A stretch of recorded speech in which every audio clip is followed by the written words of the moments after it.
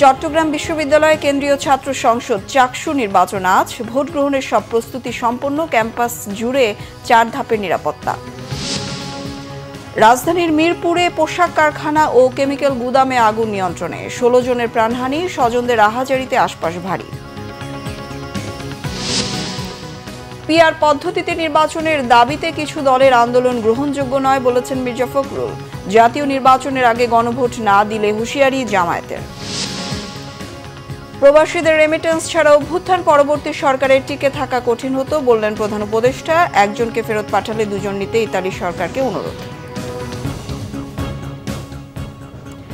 দেখছিলেন crown cement সংবাদ শিরোনাম, এবার বিস্তারিত।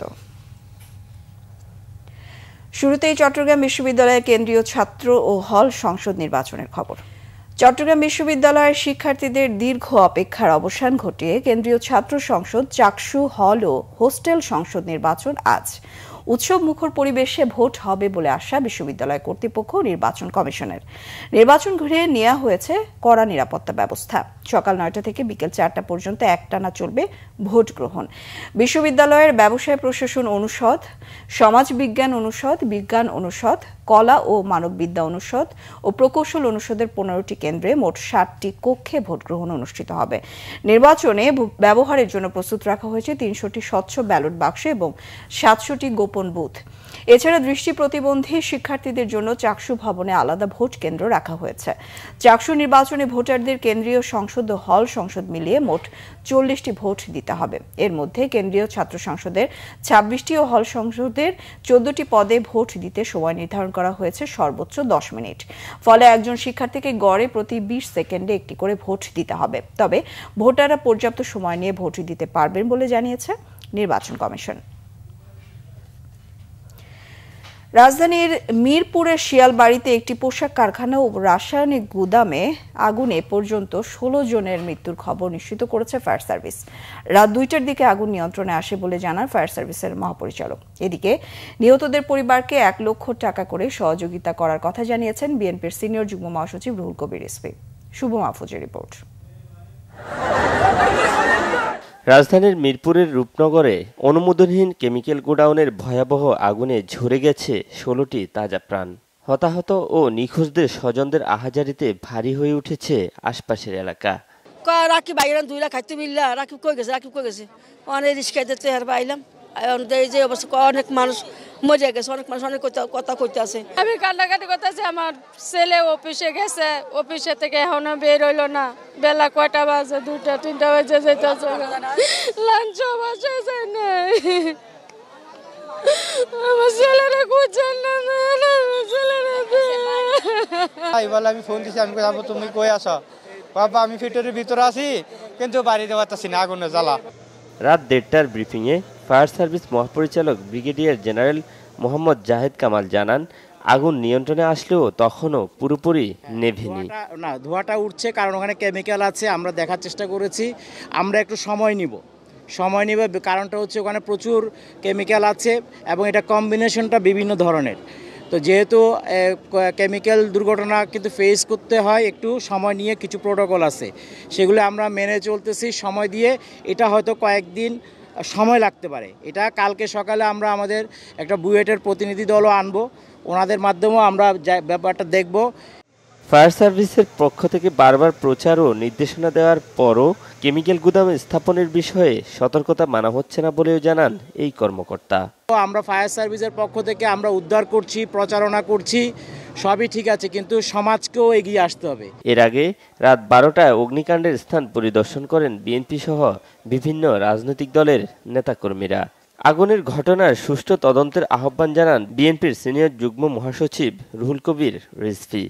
আমি এই হতাহত পরিবারের তাদের শোক, তাদের বেদনার সাথে আমি সহমর্মিতা জ্ঞাপন করছি এবং সরকারের প্রতি আহ্বান জানাচ্ছি, আর কতদিন এই কেমিক্যাল কারখানা, বিভিন্ন প্লাজা ধ্বংস হয়ে আমরা শুধু মানুষের মৃত্যুর মিছিল এবং মৃত্যুর লাশ আমরা গুনব। এটার অবসান হওয়া উচিত। শুভ মাহফুজ, বাংলা ভিশন, ঢাকা। এদিকে রাজধানীর মিরপুরের শিয়ালবাড়িতে অগ্নিকাণ্ডে মারা যাওয়া 16 জনের মরদেহ ঢাকা মেডিকেল কলেজ হাসপাতালে জরুরি বিভাগের মর্গে রাখা হয়েছে। ফায়ার সার্ভিস কর্তৃপক্ষ মরদেহগুলো হাসপাতাল কর্তৃপক্ষের কাছে হস্তান্তর করেন। রাত 8:30টার পর 3টি অ্যাম্বুলেন্স করে মরদেহগুলো হাসপাতালের জরুরি বিভাগের সামনে এসে থামে। এরপর একে একে 3টি অ্যাম্বুলেন্স থেকে মরদেহগুলো বের করে জরুরি বিভাগের মর্গে নেওয়া হয়। এ সময় আগুনের ঘটনায় নিখোঁজ ব্যক্তিদের স্বজন উৎসুক জনতা হাসপাতালের সামনে ভিড় করেন। ফায়ার সার্ভিস কর্তৃপক্ষ জানিয়েছে এখনো মৃতদেহগুলোর পরিচয় শনাক্ত করা যায়নি। এখানে শুধুমাত্র ভিকটিম 16টা ভিকটিম আনা হয়েছে। আমরা এগুলো ভিকটিমগুলো আমাদের ফার্স্টে 3টে অ্যাম্বুলেন্সের মাধ্যমে এখানে আনা হয়েছে। এগুলো আমরা আমাদের এখানে যে ডাক্তার এবং পুলিশের কাছে আমরা হ্যান্ড ওভার করছি কর্তৃপক্ষ দায়িত্বে। না কোনো নাম পরিচয় জানা যায় না। টোটাল 16টা, এটা পরবর্তী জানা যাবে। আমরা জাস্ট ভিকটিম এনে আমরা হ্যান্ড ওভার করছি ডাক্তারের কাছে, ডাক্তারে বলবে। বিএনপি মহাসচিব মির্জা ফখরুল ইসলাম আলমগীর বলেছেন, স্বৈরাচারের আমলে সামগ্রিকভাবে বিএনপি নেতাকর্মীরা সবচেয়ে নির্যাতিত হয়েছেন। তিনি বলেন, একই দিনে গণভোট ও জাতীয় নির্বাচন চায় বিএনপি। পিআর পদ্ধতিতে নির্বাচনের দাবিতে কিছু দলের আন্দোলনের সমালোচনা করেন তিনি। আরও জানাচ্ছেন সিকান্দার রেমান। মঙ্গলবার বিকেলে ঠাকুরগাঁ সদর উপজেলা ও রুহিয়া থানা বিএনপির বর্ধিত সভা হয় ঠাকুরগাঁ জেলা শিল্পকলা একাডেমি মিলনায়তনে। এতে প্রধান অতিথির বক্তব্যে মির্জা ফখরুল ইসলাম আলমগীর বলেন, বিএনপির প্রায় 60 লাখ নেতাকর্মীর বিরুদ্ধে মিথ্যা মামলা দেয়া হয়েছিল বিগত দিনে। 20,000 নেতাকর্মীকে হত্যা ও 3 জন এমপি সহ 1700 নেতাকর্মীকে গুমের তথ্য দেন বিএনপি মহাসচিব। এই যে অত্যাচার, এই যে নির্যাতন, আমাদের নেতা দলের তারেক রহমান সাহেব, তাকে মিথ্যা মামলায় জড়িয়ে তার দেশের থেকে তাকে নির্বাসিত করা হয়েছিল। তিনি এখনো দেশে ফিরে আসতে পারেন। আগামী নির্বাচন সেই জন্যই আমাদের কাছে অত্যন্ত গুরুত্বপূর্ণ যে আমরা আবার গণতান্ত্রিক একটা ব্যবস্থায় ফিরে যেতে চাই। আমাদের মানুষ নির্বাচন চায়। তারা এই 15-16 বছর যে ভোট দিতে পারেনি, আবার তারা ভোট দিয়ে তাদের নিজস্ব প্রতিনিধি নির্বাচিত করতে চায়। এ সময় গণভোটের বিষয়েও কথা বলেন মির্জা ফখরুল ইসলাম আলমগীর। দুর্ভাগ্যক্রমে আমাদের যারা সংগ্রাম করেছেন, লড়াই করেছেন, তাদের মধ্যে অনেকেই বিভিন্ন রকম মত পোষণ করছেন। হতেই পারে, তার জন্য সেটাকে লক্ষ্য করে, সেটাকে কেন্দ্র করে আমরা আন্দোলন করার রাস্তায় এটা কোনো মতেই গ্রহণযোগ্য নয়। কারণ যে দাবিগুলো তারা তুলছেন, সেই দাবিগুলো নির্বাচনের পরে যে পার্লামেন্ট করতে হবে, সেই পার্লামেন্টই সিদ্ধান্ত নিতে পারবে। সংস্কার কমিশনে আমরা বলেছি যে একদিনেই নির্বাচন হবে, সেই দিনে আমি গণভোটের প্রস্তাবে রাজি হয়েছি। জেলা বিএনপির সভাপতি মির্জা ফয়সাল আমিনের সভাপতিত্বে বর্ধিত সভায় উপস্থিত ছিলেন জেলা বিএনপির সাধারণ সম্পাদক পয়গাম আলী, সদর উপজেলা বিএনপির সভাপতি আব্দুল হামিদ ও পৌর বিএনপির সভাপতি শরীফুল ইসলাম শরীফ সহ বিভিন্ন স্তরের নেতাকর্মীরা। সিকান্দার রেমান, বাংলা ভিশন, ঢাকা। প্রশাসনের নিয়ন্ত্রণ নিয়ে নীল নকশা নির্বাচন আয়োজনের চেষ্টা চলছে বলে অভিযোগ করেছেন জামায়াতের নায়েবে আমির ডাক্তার সৈয়দ আব্দুল্লাহ মোহাম্মদ তাহের। আব্দুল্লাহ মোহাম্মদ তাহের বলেন, পিআর পদ্ধতিতে নির্বাচন এবং জাতীয় নির্বাচনের আগে গণভোট আয়োজনের সিদ্ধান্ত না নিলে দাবি আদায়ে কঠোর আন্দোলন হবে। মহিবুল্লাহ মহিবের রিপোর্টে থাকছে বিস্তারিত। জাতীয় নির্বাচনের আগে জুলাই সনদ নিয়ে গণভোট আয়োজন এবং পিআর পদ্ধতি বাস্তবায়ন সহ 5 দফা দাবিতে ঢাকা মহানগরীতে 7টি রাজনৈতিক দলের মানববন্ধন। মানববন্ধনে বাংলাদেশ জামায়াতে ইসলামীর নায়েবে আমির ডাক্তার সৈয়দ আব্দুল্লাহ মোহাম্মদ তাহের বলেন, বিএনপি ক্ষমতায় যাওয়ার আগেই মানুষ তাদের পদত্যাগ চাইতে শুরু করেছে। শান্তিপূর্ণ আন্দোলনে সরকারের কানে পানি না গেলে কঠোর আন্দোলন ঘোষণার হুঁশিয়ারিও দেন দলটির নেতারা। সরকারের 4-5 উপদেষ্টা একটি বিশেষ দলের পক্ষে সকল নিয়োগকে নিয়ন্ত্রণ করে নতুন করে যদিও নির্দলীয় সরকার প্রশাসনকে একটি দলীয় সরকারে পরিণত করার চেষ্টা করছে। কোন একটি দলের লক্ষ্যে বিভিন্ন গুরুত্বপূর্ণ সিভিল এবং পুলিশ প্রশাসনে বসিয়ে যেই নীল নকশার নির্বাচন করার ষড়যন্ত্র চলছে, এতে নির্বাচন সুষ্ঠু হওয়ার কোনো লক্ষণ দেখি না। এদিকে মতিঝিলের শাপলা চত্বরে মানববন্ধন করে ইসলামী আন্দোলন বাংলাদেশ। এ সময় দলটির নেতারা বলেন, ফ্যাসিস্টের দোসরদের দিয়ে সুষ্ঠু নির্বাচন সম্ভব নয়। জুলাই সনদের আইনি ভিত্তি না দিলে জুলাই অভ্যুত্থানে অংশ নেওয়া রাজনৈতিক দলগুলোকে সংকটে পড়তে হবে বলেও মনে করেন তারা। জুলাই সনদের আইনি স্বীকৃতির জন্য যে গণভোট, সেই গণভোট নির্বাচনের আগে, জাতীয় নির্বাচনের আগে, জাতীয় নির্বাচনের তফসিল ঘোষণার আগে হতে হবে। এ ব্যাপারে আমরা দেখছি যে নির্বাচন কমিশন তারাও একটি দলের পক্ষে অবস্থান নিয়েছে। জাতীয় নির্বাচনের সঙ্গে গণভোট হওয়ার জন্যে না নির্বাচন কমিশন যে পক্ষপাতমূলক বক্তব্য করছে আমরা নিন্দা জানাই। ফ্যাসিবাদী আওয়ামী শাসন আমলের মতো দেশে আর কোনো ভোট আয়োজন করতে দেয়া হবে না বলেও সাফ জানিয়ে দেন মানববন্ধনে অংশ নেয়া নেতারা। মুহিবুল্লাহ মুহিব, বাংলা ভিশন, ঢাকা। একজনকে ফেরত পাঠালে তার পরিবর্তে বাংলাদেশ থেকে দুজনকে নিতে ইতালির প্রতি অনুরোধ জানিয়েছেন প্রধান উপদেষ্টা ডক্টর মোহাম্মদ ইউনূস। তিনি বলেছেন, প্রবাসীদের রেমিটেন্স ছাড়া গণ অভ্যুত্থান পরবর্তী সরকারের টিকে থাকা কঠিন হতো। ইতালির রাজধানী রোমে প্রবাসীদের সাথে মতবিনিময় অনুষ্ঠানে ডক্টর মোহাম্মদ ইউনূস এসব কথা বলেন। এদিকে রোম থেকে রাতেই দেশের উদ্দেশ্যে রওনা দিয়েছেন প্রধান উপদেষ্টা। রিপোর্ট সৈয়দ আব্দুল মুহিতের। ইতালির রাজধানী রোম সফরে প্রবাসীদের সাথে মতবিনিময় করেছেন প্রধান উপদেষ্টা ডক্টর মোহাম্মদ ইউনূস। গণ অভ্যুত্থান পরবর্তী বাংলাদেশের গতি নির্ধারণ অর্থনৈতিক চালিকা শক্তি হিসাবে ভূমিকা রাখায় প্রবাসীদের প্রতি কৃতজ্ঞতা প্রকাশ করেন। অভ্যুত্থানের যে সময় আমরা যে সরকার পেলাম, যে অবস্থা পেলাম, এটা লন্ডমন্ড অবস্থা, টাকা পয়সা সব খালি, চলাফেরার কোনো বেতন দেবার উপায় নাই, মানুষের টাকা পরিশোধ করার উপায় নাই, আন্তর্জাতিক পরিশোধ করার উপায় নাই, একদম তলানিতে আমরা। তো বুঝতে পারছিলাম না যে কোথার থেকে আমরা রওনা হব, কোথার থেকে আমরা কাজ করব। তো তখন আমাদের একটা আস্থা আসলো যে আপনাদের রেমিটেন্স, এই রেমিটেন্স না হলে এই সরকার টিকে থাকা বড় মুশকিল হতো, যে কীভাবে এই সরকার চালাবে কী করে। এই আন্তর্জাতিক যে লেনদেনের অবস্থা কাহিল হয়ে গেছিলো। এখন সেটার জন্য আপনাদের কাছে কৃতজ্ঞতা জানাচ্ছি। একদম জোরে একটা হাততালি দিয়ে সবার জন্য। তিনি জানান, ইতালিতে প্রবাসীদের ভিসা জটিলতা নিরসনে দেশটির প্রধানমন্ত্রী জর্জা মেলোনিকে অনুরোধ করেছেন। আগামী ডিসেম্বরে মেলোনির বাংলাদেশ সফরকালে বিষয়টি আরও জোরালোভাবে উত্থাপন করা হবে বলে জানান প্রধান উপদেষ্টা। উনিও দুঃখের কথা বলে আমরা খুব সম্মান করি, বাংলাদেশি যারা আছেন তারা ইতালির জন্য অত্যন্ত গুরুত্বপূর্ণ। এটা এমন না যে আমরা তাদের থেকে নিষ্কৃতি পেলে বাঁচি, ওটা আমাদের না, আমরা তাদের রাখতে চাই। এটা সম্বন্ধে পরিষ্কার যে এখন বলছে যে একজন যদি নিয়ে যাও, আমরা একজন নতুন আনবো, একজন ভেজাল লোক নিয়ে অদল বদল করে জিনিসটা পরিষ্কার হয়ে যাক। অর্থাৎ জিনিসটা পরিষ্কার, তাদেরও ইচ্ছাও পরিষ্কার, আমরাও চাই যে পরিষ্কার।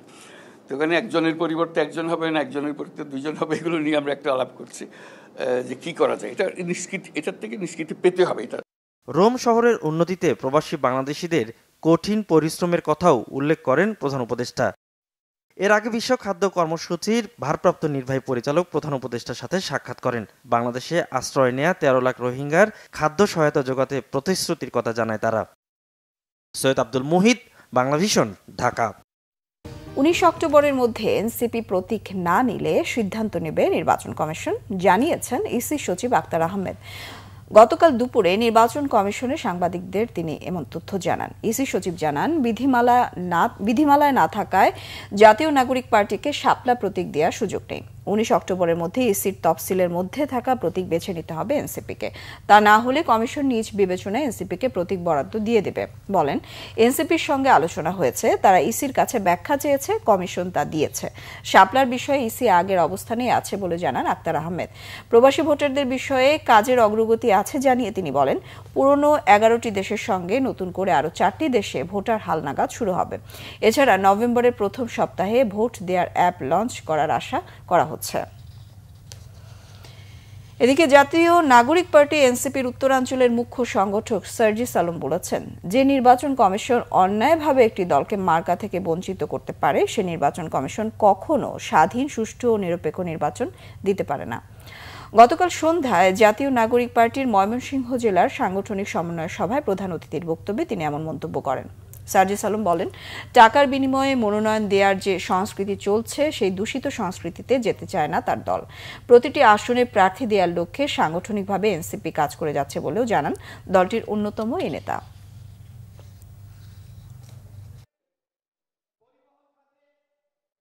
যেই নির্বাচন কমিশন অন্যায়ভাবে একজনকে একটা মার্কা থেকে বঞ্চিত করতে পারে, ওই নির্বাচন কমিশন এই বাংলাদেশে কখনোই স্বাধীন, সুষ্ঠু, নিরপেক্ষ নির্বাচন দিতে পারে না। নির্বাচন কমিশন অবশ্যই এনসিপিকে শাপলা প্রতীক দিবে এবং সেই শাপলা নিয়ে এনসিপি আগামী নির্বাচনে অংশগ্রহণ করবে। বিএনপি চেয়ারপারসনের পররাষ্ট্র বিষয়ক উপদেষ্টা কমিটির বিশেষ সহকারী ইশরাক হোসেন বলেছেন, নির্বাচন বিলম্বিত হলে বিপদ সবার। বিএনপির ৩১ দফা বাস্তবায়নে মহিলা দলের নেতাকর্মীদের সাথে সাংগঠনিক আলোচনা সভায় তিনি এসব কথা বলেন। ইশরাক হোসেন বলেন, জনগণকে আর বোকা বানানো যাবে না, তাই একবার এক দাবি তুলে কোনো লাভ নেই।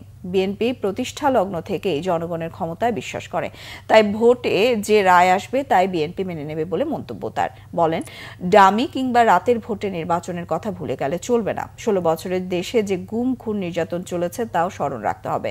তাই নিজেদের কোনো বিভাজনে যেন ফ্যাসিস্টরা আবারও ফিরে আসতে না পারে সে ব্যাপারে সবাইকে সতর্ক থাকতে হবে। সবার জন্য নিরাপদ বাংলাদেশ গড়ায় বিএনপির লক্ষ্য বলে মন্তব্য করেন ইশরাক হোসেন। নিম্নকক্ষের কথা বলা হচ্ছে, এই বিষয় নিয়ে আবার আমাদেরই সহযোদ্ধা ছিল জামায়াতে ইসলামী, তারা ইদানিংকালে পিআর পদ্ধতি নিয়ে তারা বলছিল ঠিক আছে, কিন্তু তারা এটাকে নিয়ে একটা নোংরা রাজনীতিতে মেতে উঠেছে। এটা তারা বুঝছে না, যদি কোনো কারণে নির্বাচন বিলম্বিত হয় তাহলে কিন্তু এই 12টা কিন্তু সবারই বাঁচবে। এখানে বিএনপিকে ঠেকাও বলে আপনারা পদক্ষেপ নেবেন, কিন্তু বিপদটা কিন্তু সারা বাংলাদেশের হয়ে যাবে। বিএনপির ভারপ্রাপ্ত চেয়ারম্যান তারেক রহমান বরাবর স্মারকলিপি দিয়েছেন মাইলস্টোন বিমান দুর্ঘটনায় হতাহত পরিবারের সদস্যরা। গতকাল বিকেলে রাজধানীর উত্তরায় ঢাকা মহানগর বিএনপির আহ্বায়ক আমিনুলের হাতে স্মারকলিপি তুলে দেন হতাহত পরিবারের সদস্যরা। পাশাপাশি ক্ষতিগ্রস্ত পরিবারদের ক্ষতিপূরণ দেওয়ার রায় হাইকোর্টে দিলেও এ পর্যন্ত তা বাস্তবায়ন না হওয়ায় ক্ষোভ প্রকাশ করেন তারা। এছাড়া অন্তর্বর্তী সরকারের কাছে দাবি জানান গুরুতর আহতদের দ্রুত চিকিৎসায় প্রয়োজনীয় পদক্ষেপের।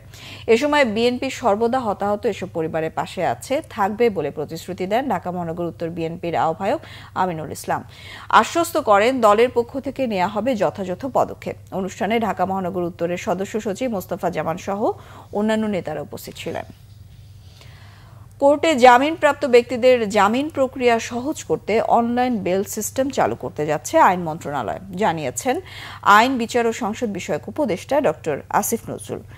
ভবিষ্যতে দেশে আইন ও বিচার ব্যবস্থাকে আরও শক্তিশালী করার লক্ষ্যে গতকাল সকালে সুপ্রিম কোর্ট অডিটোরিয়ামে বাংলাদেশ ইউএনডিপি আয়োজিত নতুন আইনজীবীদের ইন্টার্নশিপ অনুষ্ঠানে তিনি এমন তথ্য জানান। বলেন, জামিনপ্রাপ্ত ব্যক্তিদের জামিন পাওয়ার আগে 12টি ধাপ অতিক্রম করতে হয়। এসব ধাপে টাকাও খরচ করতে হয়, তাই ভোগান্তি কমাতে অনলাইন বেল সিস্টেম চালু করায় জামিন প্রক্রিয়া দ্রুত সহজ হবে বলেও জানান তিনি। যারা আছে তারা প্রত্যেকেই জাজ, এক্সপেরিয়েন্সড, ভেরি গুড জাজ। তাদের থেকে শুনলাম 12টা প্রক্রিয়াতে যেতে হয়, তার 12টা প্রক্রিয়াতে 12টা ধাপে তাকে টাকা দিতে হয়, কোনো ধাপে 12টা ধাপে তাকে হয়রানির সম্মুখীন হতে হয়। আগামীকাল আমরা পাইলট প্রজেক্ট চালু করছি, একটা ক্লিক করবে আদালতের রায় থেকে সরাসরি এটা জেলখানায় পৌঁছে যাবে, যে জেলখানায় আসামি আছে। জেনজি প্রজন্মের বিক্ষোভে পলাতক মাদাগাস্কারের প্রেসিডেন্ট আন্দ্রে রাজোয়েলিনা এবার নতুন চাল চেলেছেন। অভিশংসন ঠেকাতে এবার পার্লামেন্ট বিলুপ্ত ঘোষণা করেছেন তিনি। এমন পরিস্থিতিতে শুক্রবার পর্যন্ত মাদাগাস্কারগামী সব ফ্লাইট বাতিল করেছে এয়ার ফ্রান্স। ফরাসি রেডিও আরএফআই জানিয়েছে, ফ্রান্সের প্রেসিডেন্ট ইমানুয়েল ম্যাখোর সঙ্গে গোপন চুক্তি করে পালিয়েছেন রাজোয়েলিনা। দেশ ছেড়েছেন ফ্রান্সের সামরিক বিমানে। সেনাবাহিনীর কিছু ইউনিট আন্দোলনে সমর্থন দিলে রবিবার মাদাগাস্কার ছাড়েন তিনি। সমর্থকদের আশ্বস্ত করে সামাজিক মাধ্যমে জানিয়েছেন নিরাপদ স্থানেই আছেন। বিদ্যুৎ ও পানি সংকটের কারণে গত মাসের শেষে সরকার বিরোধী আন্দোলনে নামে জেনজি প্রজন্ম। পরে সমর্থনে মাঠে নামেন বিরোধী নেতাকর্মীরা। 2009 থেকে 3 দফায় প্রেসিডেন্ট নির্বাচিত হন সাবেক ডিজে আর ব্যবসায়ী উদ্যোক্তা রাজোয়েলিনা। সংবাদ শেষ করব ক্রাউন সিমেন্ট শিরোনামগুলো আরো একবার জানিয়ে। চট্টগ্রাম বিশ্ববিদ্যালয় কেন্দ্রীয় ছাত্র সংসদ চাকসু নির্বাচন আজ। ভোট গ্রহণের সব প্রস্তুতি সম্পন্ন। ক্যাম্পাস জুড়ে 4 ধাপে নিরাপত্তা। রাজধানীর মিরপুরে পোশাক কারখানা ও কেমিক্যাল গুদামে আগুন নিয়ন্ত্রণে 16 জনের প্রাণহানি, স্বজনদের আহাজারিতে আশপাশ ভারী। পিআর পদ্ধতিতে নির্বাচনের দাবিতে কিছু দলের আন্দোলন গ্রহণযোগ্য নয় বললেন মির্জা ফখরুল। জাতীয় নির্বাচনের আগে গণভোট না দিলে হুঁশিয়ারি জামায়াতের। প্রবাসীদের রেমিটেন্স ছাড়া অভ্যুত্থান পরবর্তী সরকারের টিকে থাকা কঠিন হতো বললেন প্রধান উপদেষ্টা। একজনকে ফেরত পাঠালে দুজন নিতে ইতালি সরকারকে অনুরোধ। এই ছিল এখনকার মতো। পরের সংবাদ সকাল 10টায়, 9টায় রয়েছে নিউজ টপ 10 দেখার আমন্ত্রণ রইল। এছাড়া বাংলাভিশন সংবাদ ও সংবাদ সংশ্লিষ্ট অনুষ্ঠান দেখতে ভিজিট করুন www.bbnews24.com ও facebook.com/banglavisionnews। সাবস্ক্রাইব করুন youtube.com/banglavisionnews। সঙ্গে থাকায় ধন্যবাদ সবাইকে।